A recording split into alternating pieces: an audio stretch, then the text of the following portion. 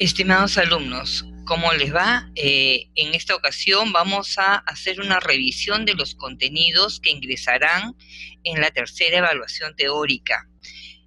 Agradezco su comprensión en vista de que tenemos que reemplazar la clase presencial del 1 de diciembre por este sistema de videoconferencias que nos permite revisar los contenidos para aquellos que no pudieron asistir a las clases de recuperación. Los invito a observar este entretenido video que nos va a enmarcar un poco el tema sobre sociedad y la influencia de la cultura en los diferentes individuos. Bien, espero que hayan disfrutado del video y que en todo caso también hayan podido reflexionar y analizar con cuántos de estos aspectos ustedes se identifican. Vamos a empezar explicando qué cosa significa la sociología.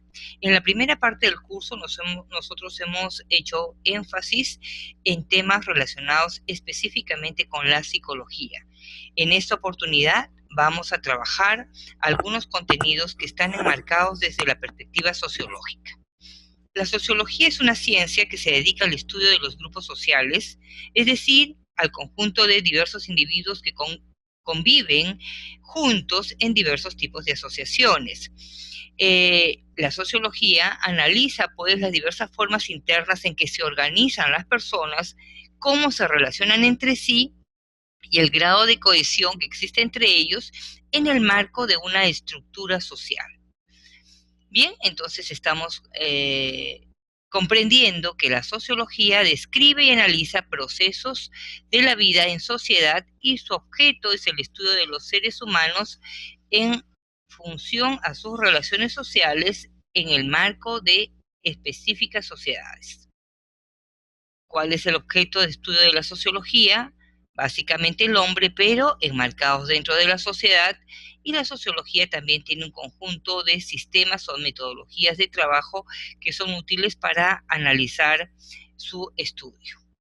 Podríamos comprender una sociología rural en el sentido del estudio de la vida social en diferentes áreas, pero no metropolitanas, es decir, lugares mucho más rurales, como su nombre lo indica, ¿no? Y nos permite comprender cómo viven las personas en lugares que no son citadinos. Probablemente algunos de ustedes hayan tenido la oportunidad de ir a vivir o de conocer campos, lugares en donde se siembra. La vida en el campo es completamente distinta a la vida en la ciudad y lógicamente ustedes podrán también haber comparado y analizado la forma en que las personas cumplen sus diversas actividades diarias y cotidianas y cómo también se dedican a otro tipo de actividades para lograr su sustento cotidiano. La forma entonces en que las personas viven y la forma en que se organizan para su desarrollo personal y económico es completamente diferente a los ámbitos más citadinos que están más cercanos a nosotros.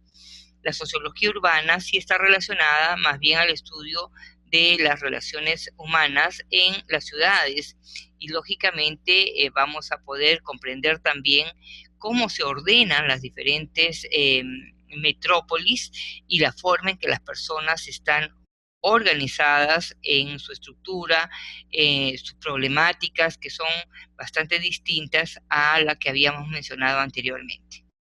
Bien, podemos mencionar también a la sociología política. La sociología política es una ciencia un tanto interdisciplinaria en la medida que considera aspectos de la ciencia política y de la sociología, además de comprender también e integrar la historia para poder analizar los diversos sistemas de gobierno y las organizaciones económicas de las sociedades, comprendiendo la estructura de las mismas y, lógicamente, analizando cuáles son las variables que afectan el orden y el comportamiento de las sociedades. Hay 4 áreas principales de investigación correspondientes a la sociología política. Uno de los aspectos es comprender el Estado, El otro es comprender la desigualdad social en función a los diferentes grupos y la influencia de la política en estas situaciones.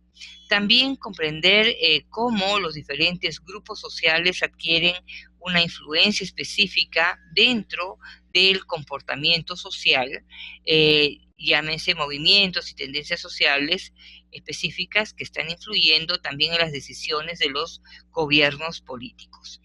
También podemos analizar la forma en que se relacionan los diversos grupos, llámese familia, instituciones laborales, medios de comunicación, etcétera. Bien, la sociología del trabajo está relacionada con cómo se relacionan los individuos en los diferentes espacios laborales y a la vez cómo también están ordenados en sus diferentes estructuras jerárquicas. Estamos hablando, por ejemplo, de cómo se diferencian los ambientes laborales en su orden interno, la forma en que se genera el desempleo, la forma en que se ordenan los trabajos formales, los trabajos informales y también el efecto que genera el desarrollo tecnológico en los diferentes grupos o estructuras laborales. Bien, también podríamos hablar de una sociología de la comunicación en el sentido de que el avance tecnológico y el desarrollo en este sentido ha generado un progresivo avance de los diferentes medios técnicos y el efecto que está generando en los diferentes grupos humanos también es sumamente relevante en la actualidad.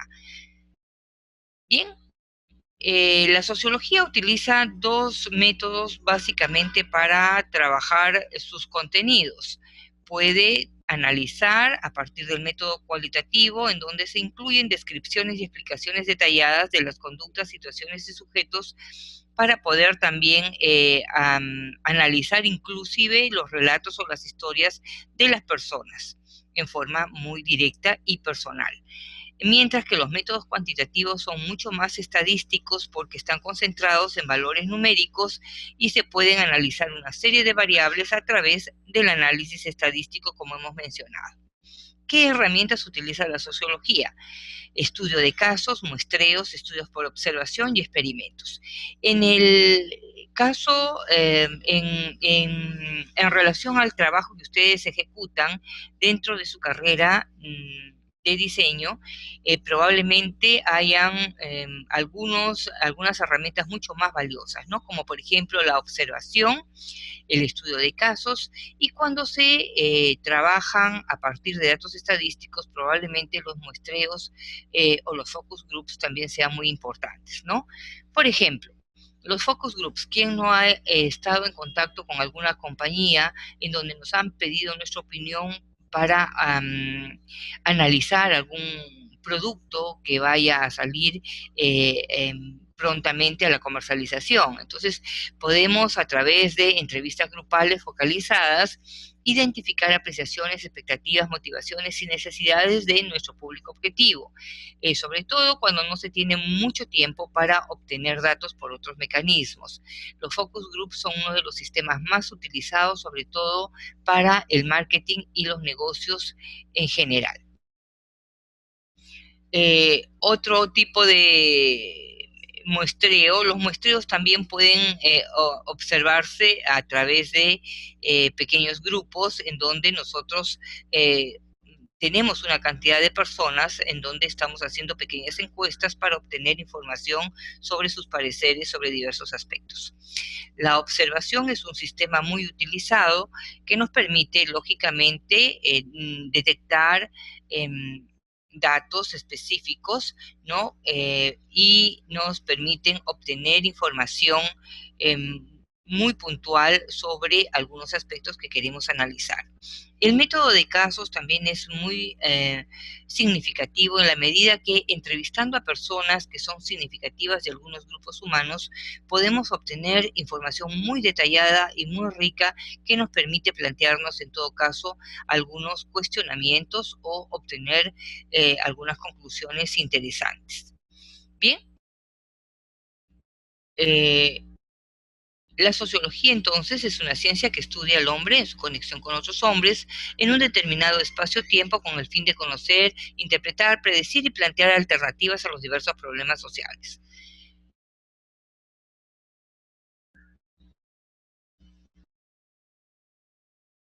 Bueno, jóvenes, entonces vamos a pasar a nuestro segundo tema en relación a este aspecto que tiene a la sociología como base.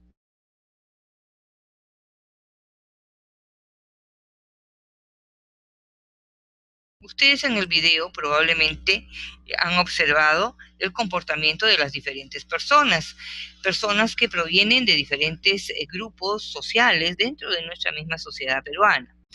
La sociedad es un conjunto de individuos que comparten una cultura y que se relacionan interactuando entre sí cooperativamente para formar un grupo o una comunidad. ¿En qué nos parecemos los peruanos? Sería una gran pregunta, ¿no? ¿Por qué nosotros nos consideramos peruanos?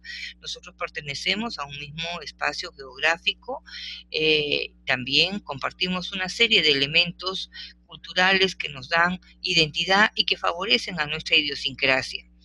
La estructura social es el orden o organización por el que se relacionan y se interconectan entre sí los diversos grupos sociales y permite comprender cuál es el lugar o el rol que ocupan los diversos miembros de la sociedad con el fin de lograr objetivos comunes. La estructura de una sociedad también va a favorecer o restringir algunos comportamientos o conductas sociales. ¿Qué cosa es un grupo social? Todos desde el momento en que nacemos pertenecemos a diferentes grupos sociales. Yo los invito a enumerar a cuántos grupos sociales pertenecen ustedes en la actualidad. El grupo social es un conjunto de personas que comparten tiempo y espacio, influyendo de manera diferente sobre las relaciones de sus miembros. Los seres humanos nacemos y nos ponemos en contacto con otros seres humanos, interactuando y vinculándonos entre sí desde el momento de nuestro nacimiento. Ahora, vamos a hablar de dos grandes grupos sociales, los grupos primarios y los grupos secundarios. Los grupos primarios están compuestos por pocos miembros, tienen objetivos comunes, persiguen fines o objetivos muy similares y sus miembros se conocen entre sí, pero sobre todo mantienen relaciones afectivas con gran dependencia mutua. Entonces, los ejemplos más clásicos de grupos primarios son las parejas y las familias. Los grupos secundarios son grupos más institucionalizados, son grupos más numerosos, pueden ser medianos o grandes, tienen relaciones menos personales, pero están estructurados de tal forma que existan responsables o autoridades que dirigen el trabajo o las diferentes tareas específicas que hay que cumplir. Por ejemplo, la escuela. Bien, entonces, dentro de este marco, nosotros tenemos que señalar que un componente fundamental de la sociedad es la cultura. Hemos visto cómo nosotros somos de cierta forma, tendemos a ser, a pensar y a actuar de cierta manera. La cultura es el conjunto de elementos materiales e inmateriales que determinan un modo de vida en una comunidad. Incluyen técnicas, lenguajes, sistemas sociales, religiosos, pautas, creencias, costumbres, normas, hábitos, formas de ser y de actuar que se van adquiriendo en la medida en que uno va desarrollándose dentro de un grupo social determinado. En este sentido, todos los elementos culturales se aprenden porque el niño, el bebé, no nace con esta información previamente. El niño va adquiriendo un conjunto de elementos que los diferentes agentes de socialización se los van trasladando.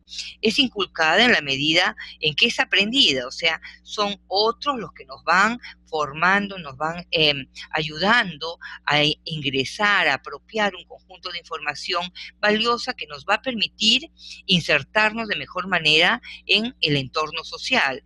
Y en este sentido también es social y es adaptativa. ¿Por qué? Porque la cultura pertenece a un entorno social determinado y es ese entorno el que nos va trasladando esa información para podernos adaptar a ese entorno con más facilidad y facilitarnos en todo caso la existencia. La cultura tiene componentes institucionales, tiene también un componente material en el sentido de todos los elementos físicos que la componen, pero también tiene un conjunto de ideas, creencias y valores que son la parte inmaterial que probablemente no se observa a golpe de vista, pero conversando con las personas nosotros la vamos a ir deduciendo. Bien, los símbolos culturales tangibilizan algunos elementos de la cultura. O sea, nosotros a través de la simbolización vamos a expresar pensamientos, ideales y por último vamos a transmitir valores fundamentales de nuestra cultura de generación en generación. Nosotros, por ejemplo, en el país tenemos una serie de elementos o de símbolos que son muy significativos para nosotros. Por ejemplo, tenemos a Machu Picchu como un gran símbolo de nuestro desarrollo, de nuestro alcance, de nivel cultural, de nuestros ancestros. Tenemos, por ejemplo, el Equeco como una figura representativa de la cultura del Ande, ¿no? Y que da un significado específico a la riqueza, a la importancia de tener, de proveernos de muchas cosas, de los mejores deseos de progreso y de fecundidad para las personas. Bien, en todo este proceso de adquirir cultura, la familia es uno de los agentes fundamentales en la socialización de la misma. Entonces es elemento natural y fundamental de la sociedad que favorece la inserción de los individuos al entorno social y debe de cumplir roles fundamentales, no solamente de cohesión entre las personas, sino también formativa e integradora. Pero en la realidad la familia ha sufrido una serie de cambios. Hace algún tiempo podríamos hablar básicamente de una familia nuclear compuesta por papá, mamá e hijos, que es básica y que se mantiene hasta la fecha, pero en realidad en la actualidad podemos hablar de muchos tipos de familia. Podríamos mencionar también a la familia extensa, en donde también se agregan no solamente a la familia nuclear, sino a una familia mucho más amplia, en donde se incluyen abuelos, tíos, primos y sobrinos. En muchos de los lugares de nuestra ciudad podemos encontrar varias familias extensas. También es muy común en la actualidad la familia monoparental, en donde hay una sola persona, ya sea padre o madre, un progenitor que ya sea por motivo de deceso, separación o abandono, es el único soporte de la prole, ¿no? La familia compuesta o agregada generalmente no está constituida por parientes en donde probablemente no exista algún vínculo matrimonial ni filial, pero podrían estar viviendo juntos apoyándose mutuamente, ¿no? Por ejemplo, cuando un conjunto de hermanos está viviendo solos sin que haya padres de por medio. Bien, entonces tenemos que señalar que la sociedad es todo grupo humano que comparte un mismo lugar geográfico, en donde se consideran las creencias, la cultura, la religión, la historia, que se comparten en forma común, y tenemos una estructura social que es el orden o organización por la cual los miembros de una sociedad ocupan en ella un lugar especial y propio, interactuando entre sí con vistas a un objetivo común. La familia es la célula básica de la sociedad, es el microsistema funcional sujeto a leyes y normas que responden a las necesidades internas del grupo y a su vez refleja la realidad externa. Cada familia posee patrones de conducta o reglas de juego que regulan su funcionamiento y deben ser eficaces para permitir a sus miembros adaptarse adecuadamente al entorno social.